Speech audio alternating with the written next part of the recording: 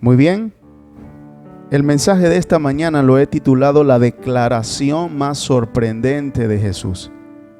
La declaración más sorprendente de Jesús. Y por cierto, vamos a estar hablando de este tema quizás unas 2 o 3 domingos más, pero hoy vamos a darle inicio a esta serie, esta pequeña serie dentro de una gran serie que, repito, se titula La declaración más sorprendente de Jesús. Déjeme decirle esto: en el año 1521, el emperador Carlos V estaba por ser coronado como el nuevo emperador de un vasto imperio sacro romano germánico, ¿verdad? Que abarcaba un vasto territorio de más o menos unos 2 continentes. Este joven de 20 años estaba a punto de ser coronado, y entre los actos oficiales que estaba por hacer o que estaba haciendo, ¿verdad?, en su coronación, era convocar una asamblea. Esta asamblea él reunió a un grupo de príncipes, de hecho a todos los príncipes de su imperio, y esa reunión, esa asamblea, se conoce como la dieta de Worms, ¿verdad? Esa dieta estaba compuesta nada más y nada menos que por el emperador Carlos V y todo su equipo, todo su gabinete de príncipes de todo el imperio. Eso fue en el año 1521. En el contexto de esa dieta, de esa asamblea, ellos esperaban recibir a un monje alemán que había hecho unas declaraciones muy fuertes contra la Iglesia Católica, y estaban esperando escuchar principalmente que declarara sus disculpas porque había ofendido a la iglesia con sus enseñanzas, y principalmente porque hacía unos años atrás, 1517, este alemán, monje alemán o fraile alemán, había pegado en las puertas de una iglesia en Wittenberg 95 tesis contra la iglesia católica. Usted sabe que estoy hablando nada más y nada menos del valeroso Martín Lutero. Lo cierto es que Martín Lutero llega a la dieta de Worms y estaban esperándolo a que se disculpara. Había ofendido a la madre iglesia católica. Así que la declaración que estaban esperando era una declaración de disculpa.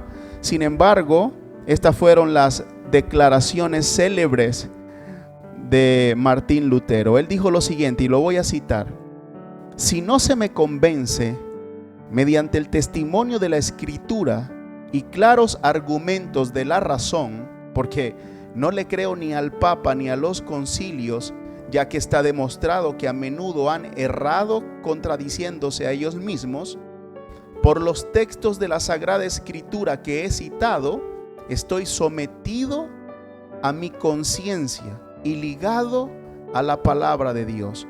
Por eso no puedo ni quiero retractarme de nada, porque hacer algo que es en contra de la conciencia no es seguro ni saludable. Dios me ayude. Amén. Así que Lutero tenía encima en ese momento 2 bulas papales que lo declaraban como hereje, y habían mandado a eliminar, a quemar todas las enseñanzas de Martín Lutero. Así que literalmente Martín Lutero se había puesto la soga al cuello. Estaba frente a Carlos V, quizás la figura más importante o más poderosa de la tierra en ese momento, un joven de 20 años, y estaba rodeado de príncipes, y ellos estaban esperando una declaración contraria. Ellos estaban esperando que él se retractara con sus declaraciones y que pidiera disculpas públicas por ofender a la iglesia católica. Sin embargo, Martín Lutero, lleno de bastante valor, ¿verdad?, digno de ejemplo, por supuesto, pues levantó en alto la bandera del evangelio y dio esta declaración célebre que todos los reformados la conocen y la han abrazado y han orado para que un espíritu como el de Martín Lutero vuelva en este tiempo, una mentalidad como la de Lutero. Lo cierto es que Carlos V dijo que Martín Lutero no iba a convertirlo en un hereje. Es decir, Carlos V dijo ante las declaraciones de Lutero: este hombre no me convertirá a mí en un hereje, no me va a convencer. Y estas declaraciones fueron trascendentales. De hecho, dividió literalmente Europa. y comenzaron una serie de guerras entre los católicos y los protestantes. Las declaraciones y más aún las enseñanzas de Martín Lutero, que no eran de Lutero, eran las enseñanzas de Jesús principalmente, causaron un impacto abrumador en todo el aspecto teológico, político, económico, social, cultural, las artes, todo fue literalmente afectado por las enseñanzas del evangelio de este hombre. Así que hay declaraciones que tienen repercusiones importantes y sin duda alguna las de Lutero fueron importantes. Usted mismo en su propia vida ha hecho declaraciones que han marcado su vida. Yo recuerdo una vez que estaba a punto de abandonar un empleo muy seguro que tenía, una carrera profesional muy exitosa, y uno de los jefes, una persona muy importante y muy influyente en aquella institución, me dijo: estás a tiempo, te voy a ofrecer el doble de tu cargo, te voy a ofrecer el doble de tu salario, solo tienes que retractarte de tu declaración y quedarte con nosotros. En verdad esa fue una situación bastante incómoda y yo le dije: no puedo aceptarla. Ya yo tomé la decisión, estoy muy agradecido por la oportunidad, pero yo no puedo aceptar tal cosa. Ya mi conciencia estaba atada a otras cosas, yo necesitaba experimentar otras cosas, así que decidí irme. Recuerdo que ese hombre se despidió de mí, estrechó su mano y me dijo: has sido un joven muy valiente. Yo tengo 30 años, 20 años aquí y nunca pude tomar la decisión que hiciste. Yo te presenté esta oferta, pero creo que tu decisión es valiente y acertada. Algo así me dijo hace mucho tiempo, no recuerdo. Lo cierto es que yo he tomado decisiones y he dado declaraciones que han traído bastante impacto en mi vida. Con los años, no voy a negarlo, con los años de lucha, de trabajo, muchas veces me arrepentí y pensé si la declaración que había hecho en ese momento era importante o no, o era acertada o no, pero al final, bueno, aquí me encuentro, estoy predicando la palabra, así que hoy entiendo que fue la mejor decisión. De la misma manera, usted ha hecho declaraciones en su vida que le han traído bien o que le han perjudicado de cierta manera, y algunas usted se siente orgulloso de haberlas proclamado, otras sencillamente te sientes arrepentido de haberlas hecho, pero ya están. Lo cierto es que todos hemos sido partícipes de dar o de recibir declaraciones muy importantes. La de Lutero fue una declaración importante, literalmente sacudió el mundo entero y lo sigue sacudiendo hoy, ¿verdad? Sin embargo, en Juan 5 conseguimos una declaración muchísimo mayor. Y eso es lo que vamos a estar estudiando esta mañana. Vamos a hablar acerca de una de las declaraciones más importantes y incapaz, o sea, es imposible de evadir, es ineludible la declaración que vamos a estar estudiando esta mañana. Es la declaración de Jesús, y en esta declaración Jesús demuestra su divinidad y da una serie de argumentos donde principalmente Él exige ser adorado como Dios. Es importantísimo lo que vamos a estudiar, es un acto de valentía y por supuesto trae mucha luz a nuestra fe cristiana, porque Jesús está principalmente rodeado de una fuerza política y religiosa monoteísta que creía que solamente había un Dios y un Señor. Ahora Él se levanta como un carpintero normal de 32 años, quizás muy joven, y Él estaba diciendo que Él era digno de ser honrado y adorado. Obviamente esta declaración fue la sentencia de muerte de Jesús. Y antes de comenzar a estudiar el texto, te voy a decir algo. Aquí ya podemos hallar la primera cuestión muy práctica. Jesús nos enseña valentía. Jesús nos enseña cómo hombre estaba dispuesto a arriesgar la vida por la verdad de Dios. Muchísimas veces nosotros no hacemos eso, somos cobardes. Por preservar un trabajo, por preservar una relación, por preservar un buen nombre, nosotros no damos testimonio de la verdad, pero no hay ningún ejemplo bíblico que avale tal cosa. Jesús siempre demostró ímpetu, gallardía, valor y estaba dispuesto, y de hecho murió por la verdad. Así que antes de comenzar, ya Jesús es un gran ejemplo para nosotros. Pero lo que quiero hacer a continuación es leer el texto con usted. Vamos a estarlo revisando y vamos a separar esto por fragmentos. Este domingo nos vamos a enfocar solo en una parte y luego los domingos siguientes el resto, ¿ok? Vamos a leer a partir del versículo 16 y vamos a leerlo hasta el versículo 29, 30. Vamos a leerlo todo. Precisamente por estos los judíos perseguían a Jesús, pues hacía tales cosas en sábado. ¿Qué cosas? Sanar a la gente, obras de amor, obras de misericordia, obras de compasión. Sí, Jesús trabajaba, pero trabajaba obras sobrenaturales, obras del reino, ¿no? Muy bien. Pero Jesús les respondía: mi Padre aún hoy está trabajando y yo también trabajo. Así que los judíos redoblaban sus esfuerzos para matarlos, pues no solo quebrantaba el sábado, sino que incluso llamaba a Dios su propio Padre, con lo que él mismo se hacía igual a Dios. Perdón, yo llamo a Dios Padre y eso no me iguala a Dios. ¿Qué está pasando acá? ¿Por qué cada vez que Jesús decía mi Padre se hacía igual a Dios? Yo llamo a Dios Padre, le oro Padre y eso no me iguala a Dios. Aquí hay algo bajo la superficie que vamos a descubrir esta mañana. Versículo 19. Entonces Jesús afirmó: ciertamente les aseguro que el Hijo no puede hacer nada por su propia cuenta, sino solamente lo que ve que su Padre hace, porque cualquier cosa que hace el Padre, la hace también el Hijo, pues el Padre ama al Hijo y le muestra todo lo que hace. Sí, y aún cosa más grande que esta les mostrará, que los dejará a ustedes asombrados. Porque así como el Padre resucita a los muertos y le da vida, así también el Hijo da vida a quien a Él le place.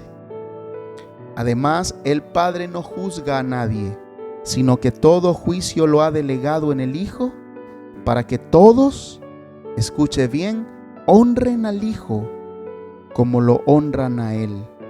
El que se niega a darle valor al Hijo, no le da valor al Padre que lo envió. Eso es lo que nos dice ese texto. Ciertamente les aseguro que el que oye mi palabra y cree al que me envió, tiene vida eterna y no será juzgado, sino que ha pasado de la muerte a la vida. Ciertamente les aseguro que ya viene la hora y ha llegado ya en que los muertos oirán la voz del Hijo de Dios, y los que la oigan vivirán. Porque así como el Padre tiene vida en sí mismo, así también ha concedido al Hijo el tener la vida Zoe en sí mismo, y le ha dado autoridad para juzgar, puesto que es el Hijo del Hombre. No se asombren de esto, porque viene la hora en que todos los que están en los sepulcros oirán su voz, y saldrán de allí los que han hecho el bien, resucitarán para vida, pero los que han practicado el mal resucitarán para ser juzgados. Yo no puedo hacer nada por mi propia cuenta. Juzgo solo según lo que oigo, y mi juicio es justo, pues no busco hacer mi propia voluntad, sino cumplir la voluntad del que me envió. Hay mucho, ¿no? Jesús dijo mucho aquí. Por lo tanto, nos conviene separar este estudio por partes o clasificar este estudio por partes. Y vamos a concentrarnos primeramente, ¿verdad?, en las primeras palabras de Jesús, ¿verdad? En estas primeras palabras, ¿verdad?, Jesús está diciendo algo como esto. Jesús está diciendo: la razón por la que yo soy igual a Dios es porque yo estoy en una unidad perfecta con Dios. Ok, entonces fíjate lo que vamos a hacer esta mañana.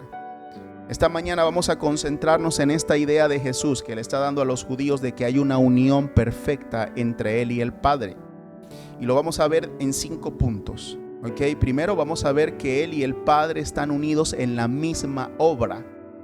Eso es extraordinario. Número 2, vamos a ver que Jesucristo es único e incomparable, es único en su clase. Número 3, vamos a ver que Jesús no sobrepasa la autoridad del Padre, no hay rivalidad entre ellos. Número 4, vamos a ver que Jesús tiene las mismas facultades que el Padre. Y 5, vamos a ver que el Padre lo ama y Jesús le corresponde en su amor. Y esas son las razones por las cuales Jesús dice que es o argumenta ser Dios mismo. Ok, así que vamos a poner esto en contexto, ¿bien? Jesús está yendo a Jerusalén porque hay una fiesta que no se nos dice cuál es la fiesta, y Jesús va caminando por Jerusalén, está pasando por el pórtico de las ovejas o por la puerta del ganado, y ahí hay un estanque, ¿verdad? Recuerdas que se consiguió a un hombre inválido de 38 años y lo sana. De manera inmediata le dice que por favor se levante, tome su lecho y se vaya. Espera, Jesús pudo haber hecho este milagro cualquier otro día, pero lo está haciendo un sábado. Jesús sabía toda la tradición sabática que tenían los judíos y le dice a este hombre que agarrara su lecho y se fuera. Resulta que cargar el lecho estaba por la tradición judía penado con muerte. Cuando una persona tomaba su lecho de su casa a algún otro lugar se consideraba trabajo y lo iban a apedrear por eso.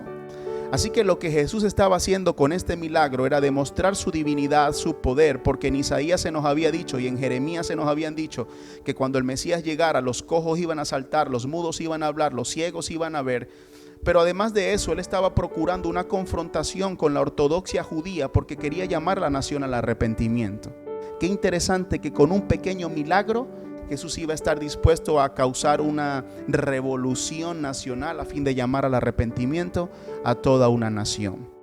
Así que esto es lo que está pasando. Este hombre va con su lecho, las autoridades judías, la ortodoxia judía lo detiene y le dice que qué está haciendo. Él da explicación, le dice: Jesús, alguien me sanó, no sabía que era Jesús, alguien me sanó y yo andaba con mi lecho porque él me mandó a que lo hiciera. Por esta razón ellos se encendieron en ira, porque Jesús estaba quebrantando el día sábado. Ahora vamos a ponernos por un momento los lentes de los judíos de aquel momento. El principio que Moisés les había conferido era el siguiente: guardarás el día sábado como día de reposo, no trabajarás tú, no trabajarán tus esclavos, no trabajará tu asno, tus bestias, simplemente vas a descansar. Era un principio general que las personas tenían que aplicar, pero conforme fueron pasando los años, la tradición judía comenzó a exacerbarse y empezaron a aplicar una serie de regulaciones al sábado, ¿verdad? Y lo que se convirtió en un principio general se convirtió en una serie de capítulos y capítulos de extenuantes condiciones que no podían hacer porque podían morir. El asunto del sábado literalmente era un asunto de vida y muerte para la ortodoxia judía. Déjame decirte algo: si ellos conseguían a un sastre el día sábado que tenía guindado aquí un alfiler, como el alfiler era su herramienta de trabajo, para ellos este sastre estaba quebrantando el sábado y por lo tanto era digno de morir. Las mujeres tenían prohibido mirarse en el espejo los días sábados, porque si se miraban una cana y se la querían arrancar, eso era un esfuerzo físico y por lo tanto podían morir. Las mujeres no se les permitía usar muchas joyas ni prendas muy pesadas porque iban a representar algún tipo de carga y por lo tanto quebrantaban el sábado. Los hombres no podían caminar más de una milla así alrededor de su casa, porque más allá de una milla generaba cansancio y por lo tanto se podía considerar como sábado. Por lo tanto no podían caminar. Lo que ellos hacían era que agarraban algunas pertenencias personales, la ponían en ciertos lugares y llamaban eso su hogar, y así podían hacer caminatas más largas. Y así muchísimas otras cosas, ¿verdad? Esto se volvió literalmente una gran carga y un gran problema. Ellos agarran a Jesús y le preguntan que por qué está haciendo esto. Y Jesús comienza a argumentarles, y la serie de argumentos, lo primero que Jesús le dice es que evidentemente Él está demostrando que es Dios y se los va a explicar con palabras. Y el primer argumento que Él utiliza es que Él está unido a la misma obra. En verdad, Dios no tiene ningún problema con que tomemos un día de la semana y descansemos. No hay ningún problema en descansar de nuestra faena, de nuestros afanes, y dedicarnos a la calidez del hogar y a la vida espiritual y a las buenas obras de amor y a la oración y a la búsqueda incesante. Por supuesto, Dios no tiene ningún problema contra eso. El problema era esta tradición hipócrita que ellos estaban siguiendo, lo que Dios quería desmantelarle, lo que Jesús quería desmantelarle. Así que esta gente estaba encendida en ira, querían matar a Jesús, ahora habían redoblado sus esfuerzos, se hacía igual a Dios. Y ahora Jesús viene y les dice: bueno, yo les voy a dar mis argumentos. Y el primer argumento que Él les da es: mi Padre y yo estamos unidos en la misma obra. Número 1, mi Padre y yo estamos unidos en la misma obra. Escuche esto usted bien. Jesús le dice, mi Padre aún hoy está trabajando y yo también trabajo. Ok, ponte los lentes, ponte en los zapatos de aquellas personas. ¿Puedes imaginar un argumento tan persuasivo como este? Que Jesús le haya dicho, mi Padre está trabajando, mi Padre aún obra, yo también obro. En otras palabras, Él estaba diciendo, la esfera en la que mi Padre trabaja no puede parar. Él les está diciendo, mi Padre no tiene ningún permiso sabático. Desde el día 1 de la creación, mi Padre no ha dejado de trabajar. Es verdad, en el séptimo día el Padre descansó de la obra de la creación, pero no significa que Dios no hizo nada. Es como si Jesús le estuviera diciendo, mire, ustedes pueden guardar el sábado, pero el sol va a seguir saliendo el sábado. Los ríos siguen fluyendo el sábado, los mares se llenan los sábados, las estrellas no caen los sábados. Mi Padre no ha dejado de sostener este universo. La atmósfera, la esfera donde mi papá gobierna es la misma esfera donde yo estoy, y las mismas obras que mi papá hace las sigo haciendo yo. Mi Padre no ha dejado de amar, mi Padre perdona en el Shabbat, mi Padre ama en el Shabbat, mi Padre tiene obras de misericordia en el sábado. Las obras que mi Padre hace, las hago yo. Entonces Jesús está diciendo aquí que las obras que Él ve hacer de su Padre, Él también las hace. Como mi Padre no ha parado de amar, como mi Padre no ha parado de perdonar, como mi Padre no ha parado de hacer milagros, yo tampoco. Ok, yo no soy un sastre, yo no soy un carpintero, yo estoy haciendo las obras del reino de mi Padre. Y aquí tenemos la primera aplicación práctica en nuestra vida. Y usted sabe que una de las grandes limitaciones que tenemos cuando intentamos hacer el bien es que nos cansamos de hacer el bien, sobre todo cuando nos pagan con mal. Dice alguien que lo bueno de lo malo es que no se cansan de hacer lo malo. Perdón, alguien dijo que lo bueno de los malos era que no se cansaban de hacer lo malo. Pero lo malo de los buenos es que rápidamente se cansan de hacer lo bueno. Sin embargo, aquí tenemos un precioso ejemplo. Jesús no descansaba de ser compasivo. Jesús no tenía tiempo o no descansaba para amar o no descansaba para servir. Este es un gran ejemplo que todos deberíamos de tomar. Tú ves, a la mujer samaritana estaba cansada del camino, sin embargo la atendió. Los endemoniados le tocaban la puerta en la noche, él dejaba de comer y les atendía. Nicodemo fue a visitarlo de noche, él no le dijo, sabes, tengo sueño, voy a descansar. Él aquí está dando un principio muy grande para nosotros como cristianos. Hermanos, no nos cansemos de hacer el bien. Sobre todo cuando tus hermanos, cuando tu familia, cuando tus amigos no te correspondan de la misma manera, no ceses de hacer el bien. La razón por la que hacemos el bien es porque modelamos a Jesús en las demás personas, no porque esperamos que las personas también hagan el bien. Mira, yo tengo buena salud y sin embargo yo no ando por allí contagiando a la gente de buena salud.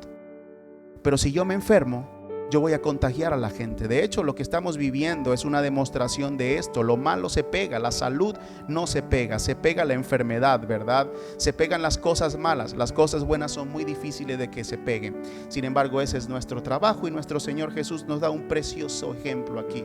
No ceses, no ceses.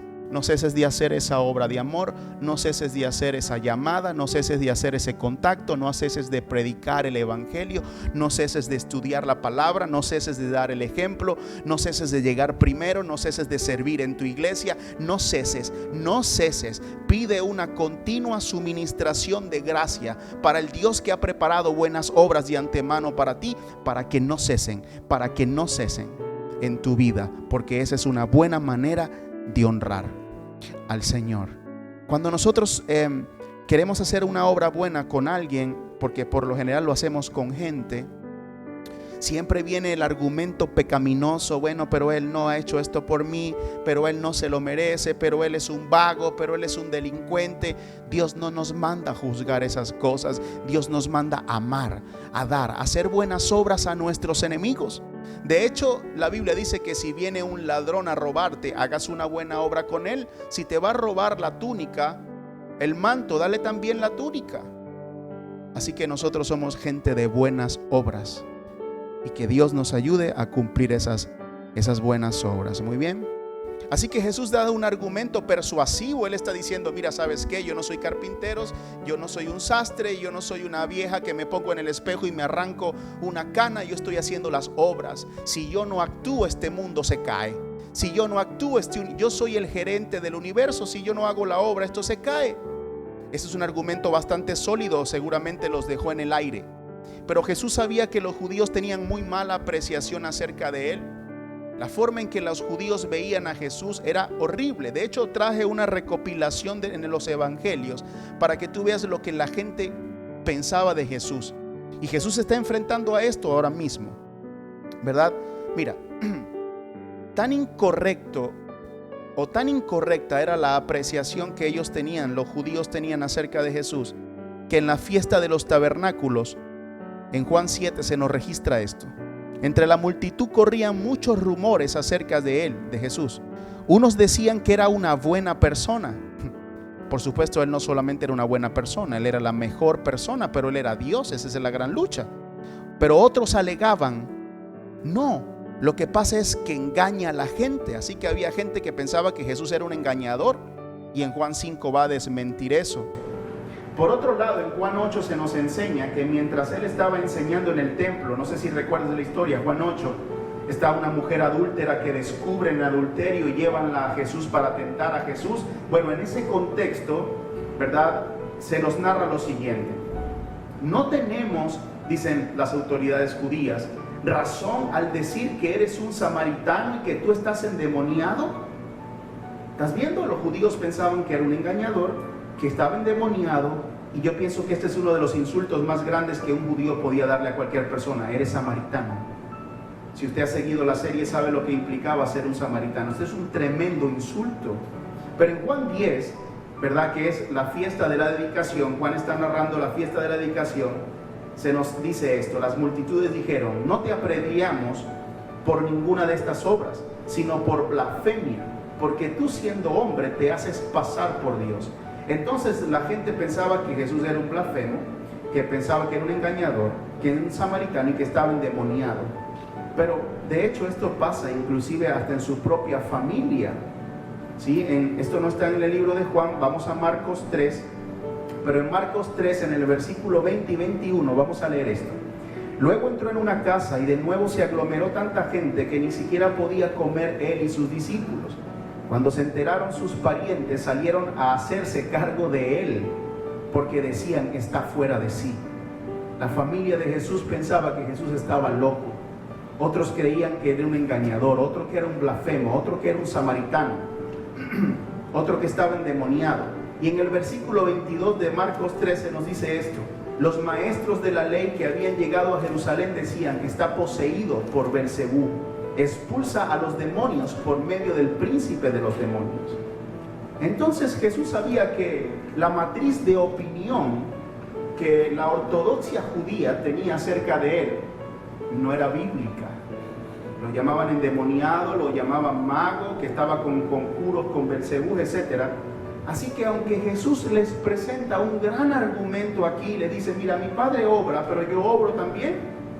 Ahora él va a explicar este argumento, y es donde nos vamos a concentrar. Ahora vamos a ver por qué Jesús se hace igual a Dios, o por qué, cómo declara que él es igual a Dios.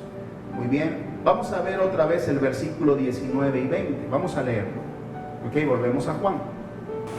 Ciertamente les aseguro que el Hijo no puede hacer nada por su propia cuenta, sino solamente lo que ve que su Padre hace. Porque cualquier cosa que hace el Padre, también la hace el Hijo, pues el Padre ama al Hijo y le muestra todo lo que hace. Quizás esto está encubierto para nosotros por el lenguaje español, pero a ellos les tuvo que haber quedado esto muy claro. Lo segundo que Jesús le dice es: yo soy un hijo especial. Yo soy único en mi clase. Te voy a explicar por qué.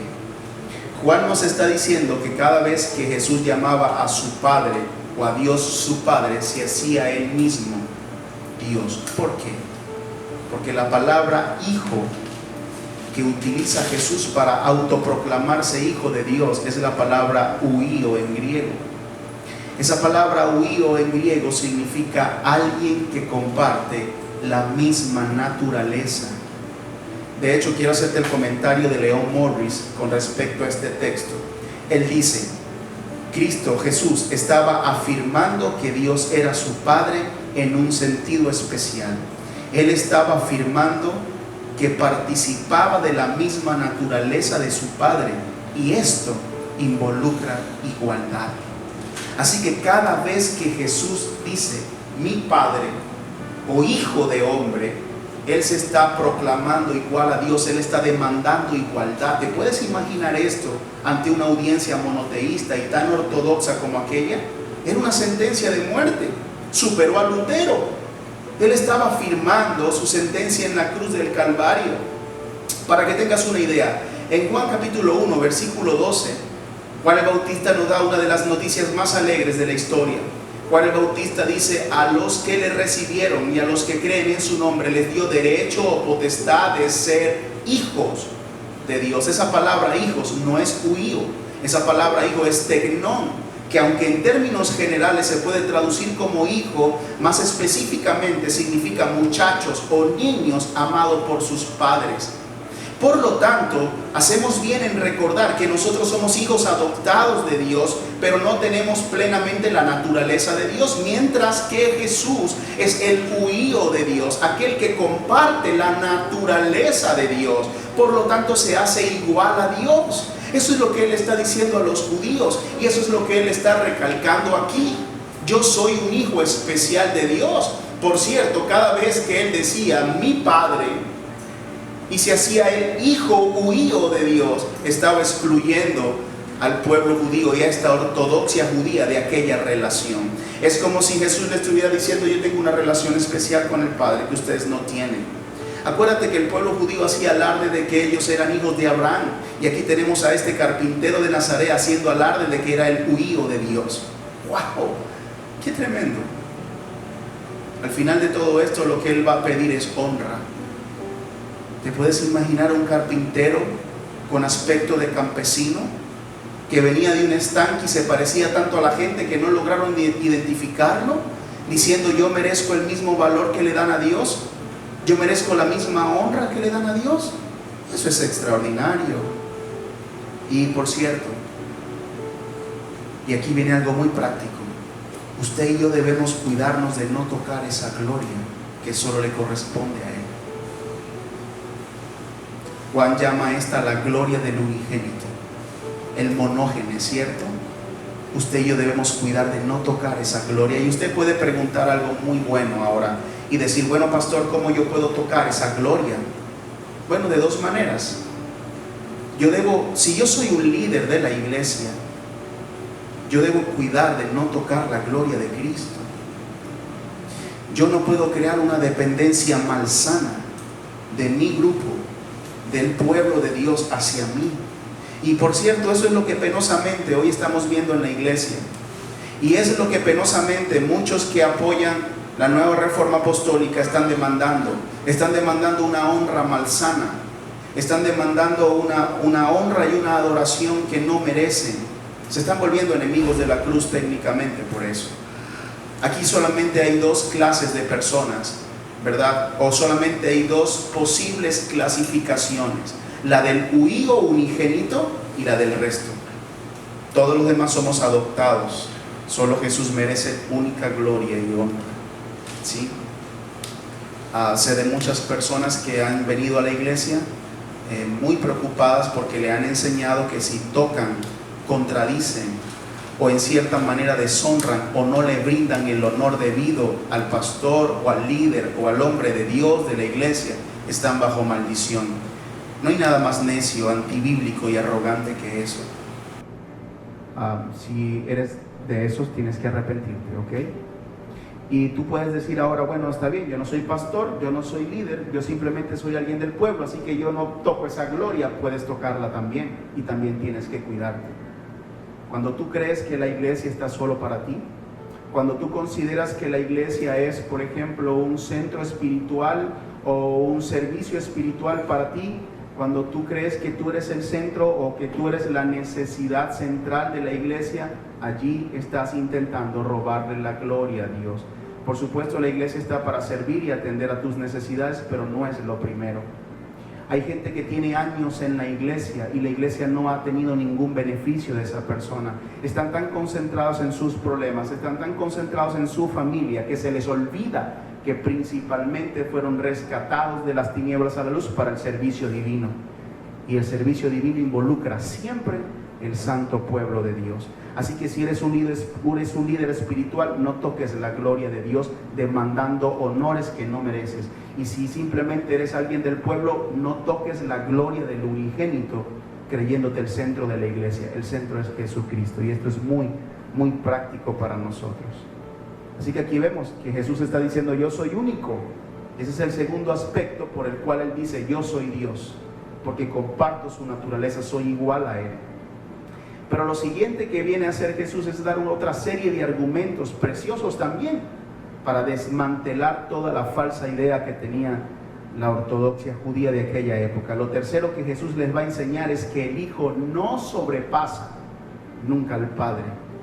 Ya hemos visto, ellos pensaban que Jesús era un blasfemo, que estaba como una especie de insubordinado, que estaba como un rebelde sin causa, pero realmente Él está diciendo: no, yo no sobrepaso la autoridad del Padre. Vamos a leer lo que sigue diciendo.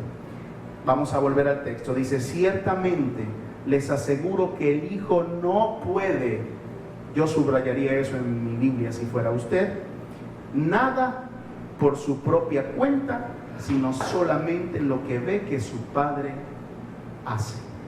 Entonces Jesús les está dejando algo claro aquí a esta gente. Le está diciendo: mira, entre el Padre y yo no existe rivalidad alguno, como ustedes suponen. No hay celo entre nosotros, no hay competencia entre nosotros, no hay desacuerdo entre nosotros, sino que todo lo que yo estoy haciendo es porque lo estoy viendo hacer también al Padre. ¿No te parece extraordinario? Ahora yo quiero hacer una pregunta. ¿Podría o no podía haber hecho Jesús algo por su propia cuenta? Digo, ¿qué gesto? ¿Acaso Jesús era un robot celestial que el Padre movía con un control y estaba diciendo: no puedo hacer nada porque papá no me deja? ¿No tenía voluntad Jesús? ¿Los ángeles del cielo no pudieron rebelarse contra Dios? ¿Satanás no pudo rebelarse? ¿Acaso Dios no hace personas? ¿Dios no hizo a sus seres celestiales con voluntad propia para decidir? ¿Acaso Jesús no tenía el poder de decisión? Claro que sí. Jesús podía hacerlo. Aquí lo que significa es que Jesús no quiso hacerlo. Y tenía tanto control en sí mismo que el poder para Él era querer. Por lo tanto, no pudo porque no quiso. ¿Lo ven? No quiso desobedecer al Padre, aunque podía hacerlo. Jesús podía haber sido el hombre más rebelde de la tierra, y sin embargo decidió ser el hombre más obediente de la tierra. ¿Estás viendo el ejemplo? Está allí para que sigamos el ejemplo. Eso es extraordinario. Ahora, yo quiero que usted sepa algo, porque aquí tenemos a otra cosa muy práctica para nuestra vida. Esta es la clase de ejemplo que Jesús nos está dando. Jesús era con el Padre como Él quiere que seamos con Él.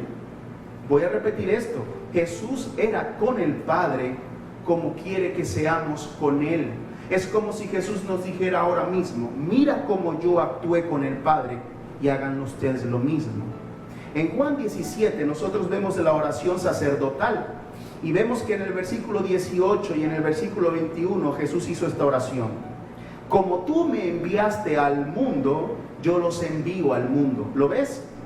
Así como tú me enviaste al mundo, así como yo actué en el mundo, de la misma manera los mando yo a ellos. Y el 21 es revelador. Mira lo que dice: Padre, así como tú estás en mí y yo en ti, permite que ellos también estén en nosotros. Yo puedo claramente entender aquí que Jesús le está diciendo: así como yo te amé, así como yo te serví, así como yo hice tu voluntad, así como yo fui obediente, yo quiero que ellos también lo sean. Y aquí vemos un tremendo ejemplo. Jesús nos está diciendo claramente: no puedo hacer nada por mi propia cuenta, sino solo lo que veo hacer al Padre. La razón por la que usted y yo estudiamos nuestra Biblia es porque queremos obedecerle a Él, no solamente para conocer la palabra. La meta suprema es vivir esa palabra. De hecho, mira, en Juan capítulo 14, versículo 21, Jesús dice esto: ¿quién es el que me ama? Eso fue una pregunta que le hizo a los discípulos, por cierto, una pregunta retórica, una pregunta tan importante que tú deberías hacértela en este momento. ¿Quién es el que me ama? ¿Puedes imaginar a Jesús en eso? ¿Quién es el que me ama? Él no estaba esperando que le respondieran. Esa respuesta tiene que venir del cielo, así que Él mismo hace la respuesta. Y mira lo que Él dice: el que hace suyo mis mandamientos y los obedece, ese es el que me ama. Y al que me ama, mi Padre lo amará, y yo también lo amaré y me manifestaré con él. ¿Te puedes imaginar la escena? Está rodeado de sus discípulos y le pregunta: muchachos, ¿quién es el que me ama? Por supuesto, a lo mejor algún discípulo hubiese dicho: el que siente mariposas en el estómago, el que te canta las canciones, el que te escribe poesías, el que te abre la silla y te dice: siéntate y almuerza conmigo, el que siente escalofríos en el servicio y rueda por el suelo y habla en lenguas. No, Jesús le está diciendo: el que agarra mis mandamientos y los vuelve suyos. Por cierto, si tú crees que la gracia no tiene ley, tendrás que explicarme este versículo. La gracia tiene mandamientos, pero ¿cómo vamos a obedecer los mandamientos? ¿Cómo lo vamos a hacer nuestros si no lo conocemos? Por eso, la pregunta para ti esta mañana es: ¿cómo vas a decir que amas a Dios si no obedeces su palabra? ¿Y cómo vas a obedecer su palabra si no la estudias? Al final todo nos lleva a la Sagrada Escritura, porque en efecto Él es el verbo, ¿no? Hay que estudiar nuestra Biblia. Y aquí Jesús nos da un tremendo ejemplo de cómo hacer su voluntad. Voy a la palabra, busco a Jesús, no para debatir, para imitarlo.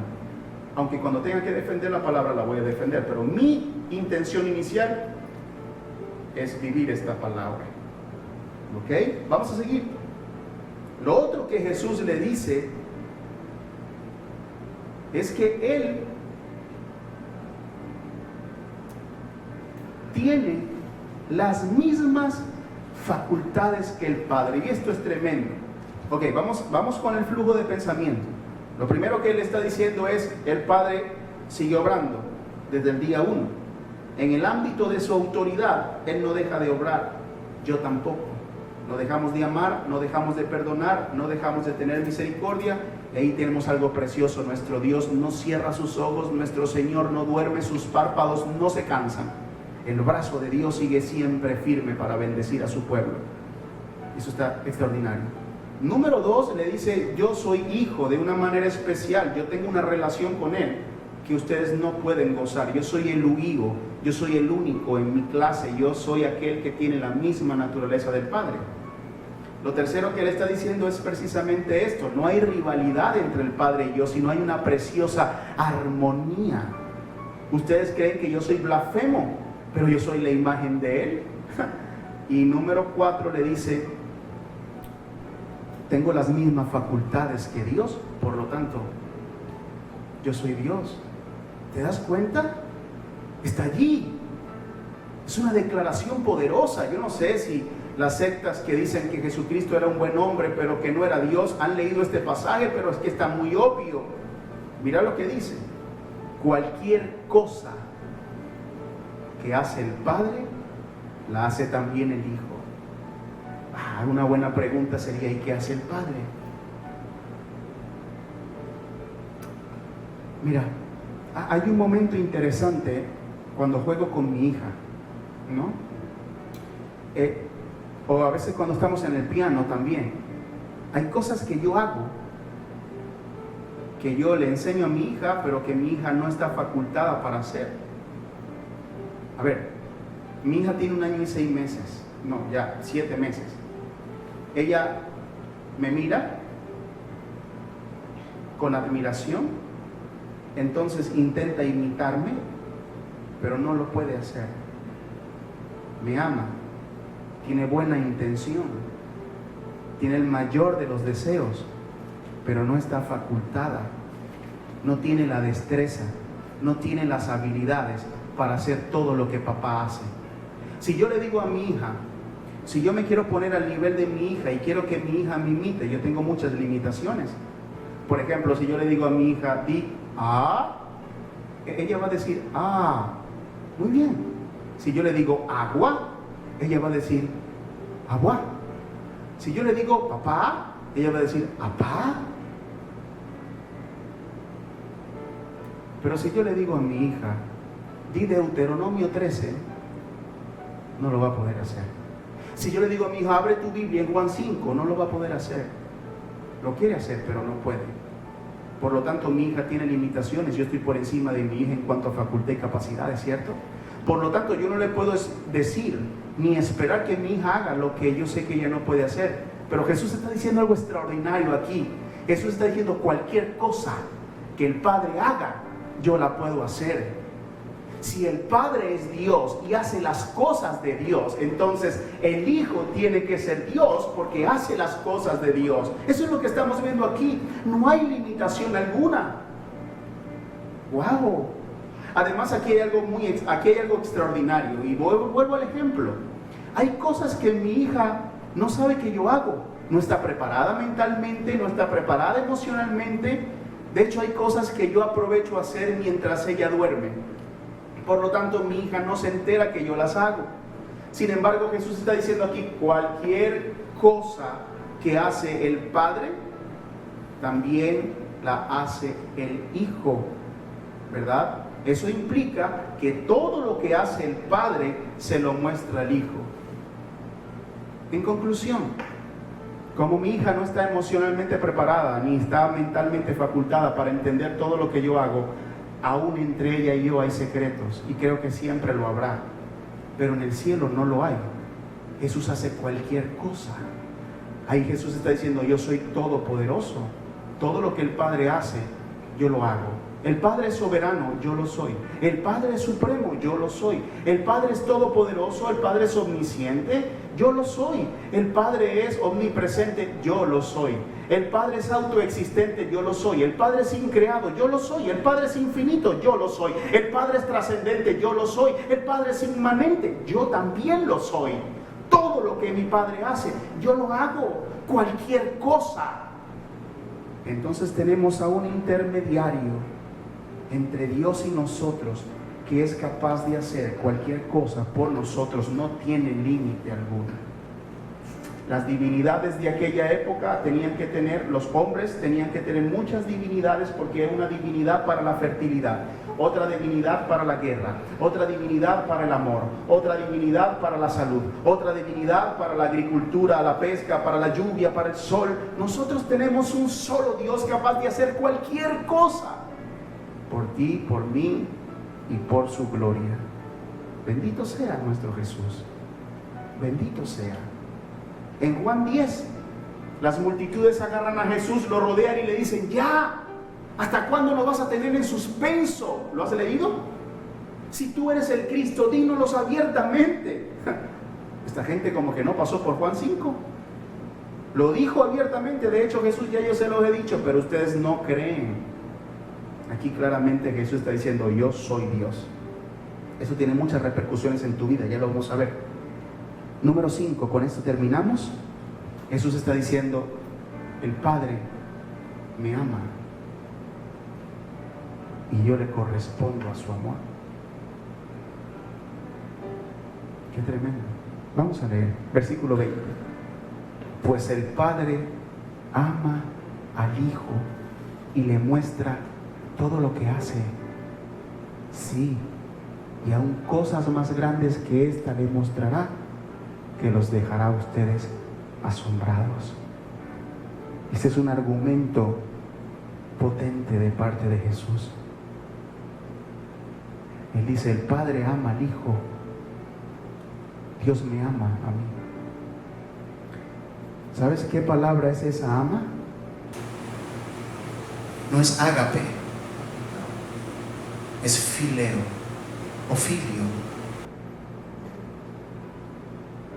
La palabra ágape significa amor incondicional. Dios ama de manera incondicional, de tal manera amó, es la palabra ágape, al mundo. Es decir, Dios amó de manera incondicional al mundo porque el mundo no podía devolver ese amor. Dios nos ama a usted y a mí de manera incondicional porque nosotros no podemos devolver ese nivel de amor a Dios. Dios no ha dejado ni un segundo de ser fiel contigo. Tú no le has sido a Él fiel cada segundo. Dios nunca ha dejado de pensar en ti. Tú has dejado de pensar en Él. Dios no comparte su corazón con más nadie. Tú compartes tu corazón con muchas cosas. El amor que tú tienes por Dios es como una nube pasajera. Es muy liviana, va y viene, es débil.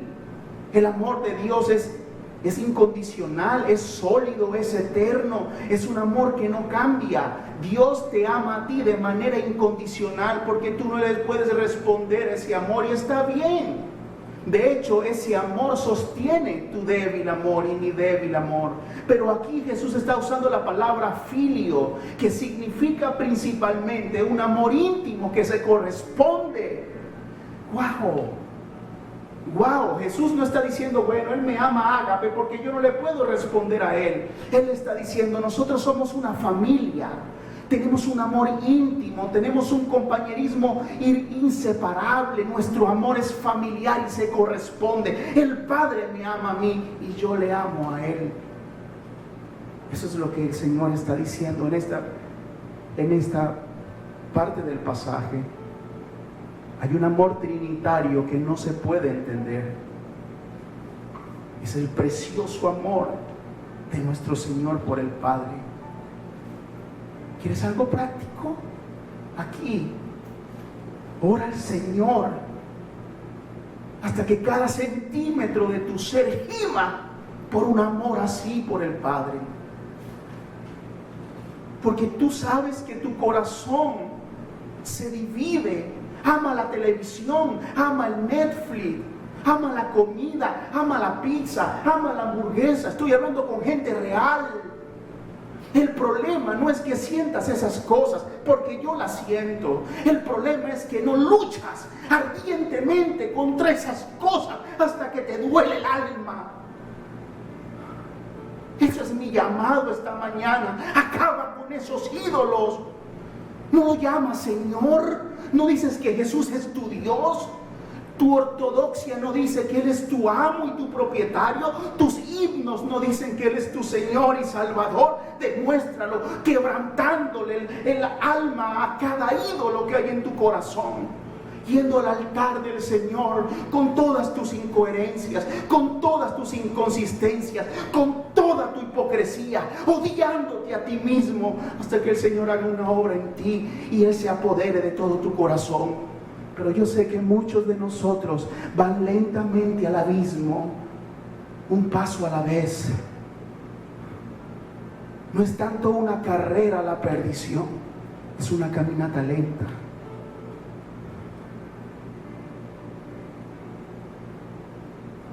Lo llamas tu Señor, lo llamo mi Señor, pero no puedo perdonar como Él perdona, como Él manda a perdonar, como Él manda a amar, como Él manda a servir. Bienvenido al peregrinaje de la vida cristiana. Es una batalla ardiente por una vida santa y congruente. Es la eterna lucha entre la ortodoxia y la ortopraxia de cada cristiano. Me duelen mis inconsistencias, lloro por ellas. Cuando causo dolor, cuando soy inconsistente, cuando produzco que otros blasfemen a Dios por mi culpa, me duele en el alma. Yo no soy mi amigo, yo soy amigo del Señor y me debo considerar enemigo de mí mismo, porque esta naturaleza carnal que hay en mí lo clavó al precioso Cristo en una cruz. Deja de amarte tanto y entrégate a una vida que verdaderamente valga la pena vivir por Él. Se amaban Tú te amas contigo mismo. Tú eres romántico contigo mismo. Son tus sentimientos lo que te guían. Son tus metas, es tu bienestar. Estoy hablando a la gente correcta, ¿no? No creo. Pero si alguien dice que este mensaje no es para él, es para ti. Se trata de ti. Vamos. Aquí tenemos un precioso ejemplo.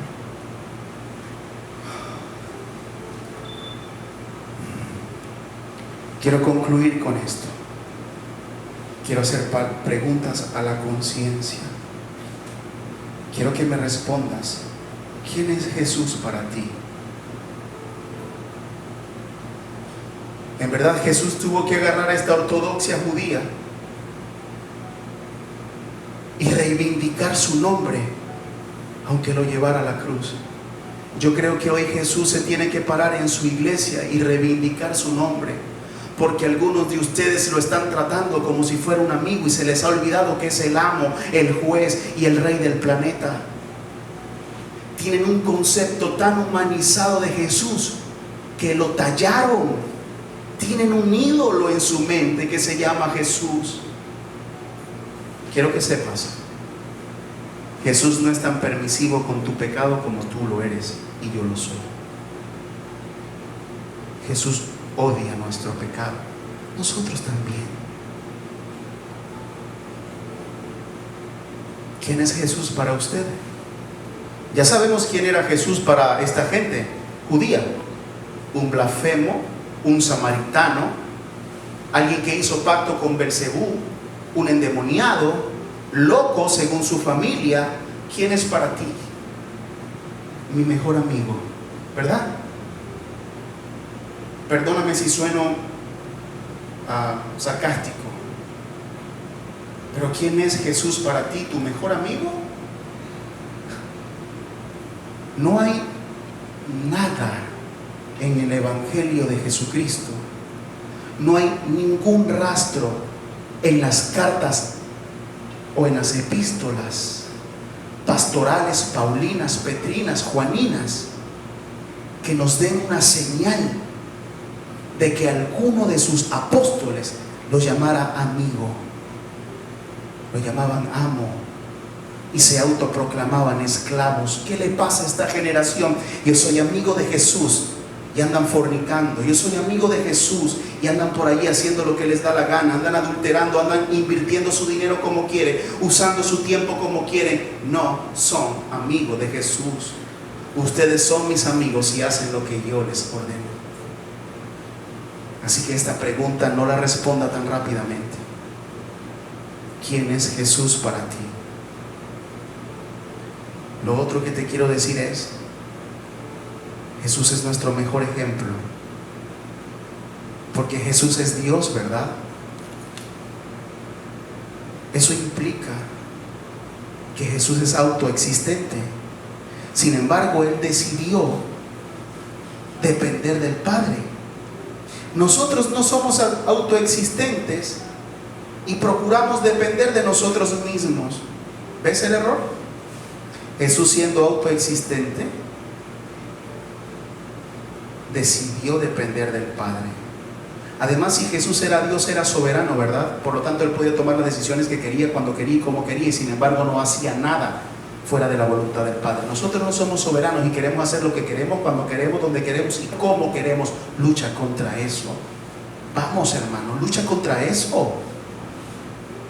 Además, si Jesús es Dios, era todopoderoso. Sin embargo, Él dijo: yo no puedo hacer nada. El todopoderoso no puede hacer nada fuera de Dios. Nosotros no somos todopoderosos y queremos hacerlo todo a nuestras fuerzas y sin Dios. Volvamos a Jesús como ejemplo. No haga nada que Jesús no haría,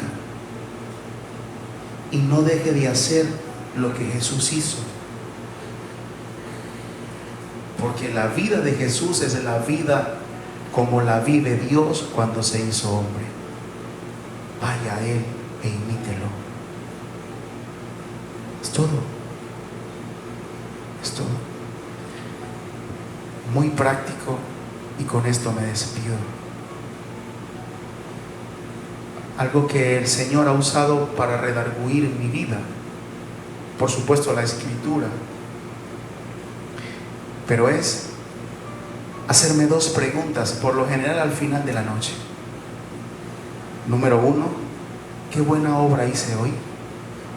No para tenerlas anotadas, sino para persuadirme a seguirla haciendo. Y número dos, ¿qué mala obra hice hoy? Por lo general nosotros nos quedamos en la segunda. Me arrepiento de mi hipocresía, me arrepiento de mi maldad, me arrepiento de mis pecados, me arrepiento. Comienza por arrepentirte de todas las oportunidades que tuviste ese día para hacer el bien y no lo hiciste. ¿Cómo, cristiano, te vas a ir a la cama un día sin glorificar a Dios, aunque sea en una obra? Pastor, estás en el extremo. No estoy en el extremo, estoy en la Biblia. Dios preparó buenas obras de antemano para que ustedes y yo anduviéramos en ella. ¿Lo ve? Está aquí todavía, ¿verdad? No solamente es arrepentirme de las cosas malas que hice, sino de las cosas buenas que dejé de hacer. Finalmente termino con las palabras del apóstol Pablo en Romanos 12:21. No te dejes vencer por el mal. No te dejes vencer por el mal. Al contrario, vence al mal con el bien. Tú no estás para huir del mal, tú estás para vencer el mal. En mí hay algo malo, muy malo. No huyas de eso, vénselo con tu amor. Recientemente leí, y con esto termino, de un pastor que se suicidó, varios que se han estado suicidando por la presión que hay en el ministerio y en el pueblo sobre estas personas y muchas otras razones. Y una de las cosas que podía conversar con mis hermanos en ese momento era cuánta falta de cultura hay de parte de la iglesia para cuidar a su pastor. No hay eso, no existe. Tenemos dos extremos, o lo idolatran o lo desprecian. Pero hay hombres de Dios muriendo de tristeza porque el pueblo no le ama y le honra. Yo públicamente digo esto porque sé que he causado mucho mal a mis hermanos, mi familia, mis amigos. Era así que decía Calvino, ¿no? Cuando ves algo malo en mí, ese soy yo. Cuando veas algo bueno, es Cristo en mí. No huyas de mi mal, vénceme con tu amor, porque eso es lo que el Señor está diciendo y eso es lo que yo también quiero hacer contigo. Quiero orar por ti. Vamos a orar juntos, por favor. Señor, hemos reconocido tu palabra y creemos que nos has hablado poderosamente a través de ella hoy. Por favor, Señor, necesitamos de gracia para cumplir tu palabra, para considerarte como verdaderamente eres, como el amo, como el rey, digno de obediencia. Señor, reconocemos nuestras debilidades y reconocemos una suministración de gracia, la necesidad de un suministro de gracia continuo para hacer tu obra, Señor. Por favor, Señor, ayúdanos. Ayúdanos a no vivir como si fuera un sábado, un día de reposo, sino a no cesar de hacer el bien con nuestros hermanos, con nuestros familiares, con nuestros pastores. Por favor, Señor, ayúdanos. Ayúdanos a vivir para tu gloria y a vencernos a nosotros mismos. En el nombre bendito de tu amado y santo Hijo. Amén. Amén.